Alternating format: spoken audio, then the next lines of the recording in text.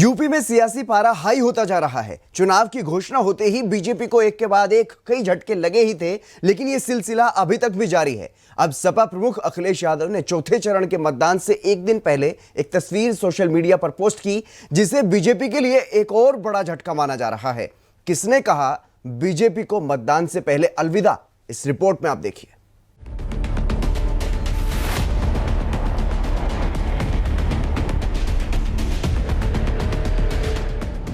UP विधानसभा चुनाव में सभी दल सत्ता पर काबिज होने के लिए पूरा जोर लगा रहे हैं। एक दूसरे खेमे में सेंधमारी की जा रही है। अपना पक्ष मजबूत करने के लिए दूसरे दलों के नाराज नेताओं को साधने की जुगत भिड़ाई जा रही है। अब चौथे चरण के मतदान से महज एक दिन पहले सपा प्रमुख अखिलेश यादव ने एक तस्वीर सोशल मीडिया पर पोस्ट की, जिसके सियासी मायने निकाले जाने लगे। भले ही बीजेपी के नेता इस मामले में कुछ भी कहने को तैयार ना हो, लेकिन ये माना जा रहा है कि मतदान से पहले इस तस्वीर ने बीजेपी की नींद उड़ा देने का काम किया है। खासतौर पर लखनऊ कैंट विधानसभा से बीजेपी की उम्मीदवार और योगी सरकार के मंत्री ब्रजेश पाठक को तो तस्वीर बिल्कुल भी रास नहीं आई होगी, क्योंकि इससे पहले भी कई बड़े झटके बीजेपी को लग चुके हैं। स्वामी प्रसाद मौर्य से शुरू हुआ ये सिलसिला अभी तक जारी है। मयंक जोशी बीजेपी सांसद रीता बहुगुणा जोशी के बेटे हैं। सीटों पर उम्मीदवारों के ऐलान से पहले रीता बहुगुणा जोशी अपने बेटे के लिए टिकट मांग रही थी।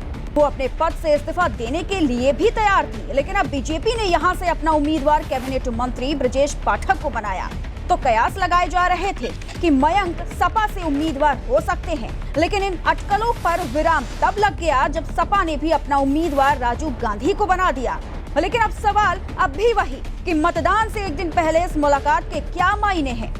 अब इस मुलाकात के बारे में सियासी गलियारों में चर्चा ये है कि रीता बहुगुणा जोशी और मयंक जोशी का अपने समर्थकों में अच्छा प्रभाव माना जाता है और लखनऊ विधानसभा क्षेत्र में ब्राह्मण वोटर निर्णायक भूमिका में है।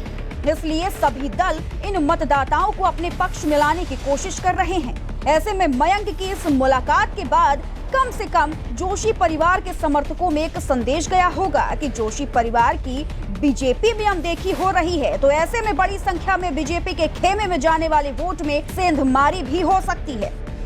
अब शायद आपको समझ आ गया होगा कि इस मुलाकात के सियासी मायने क्या है और क्या ये माना जा रहा है कि बीजेपी के लिए एक बड़ा झटका है। लेकिन ये देखना होगा कि सपा को इस मुलाकात का क्या फायदा होगा।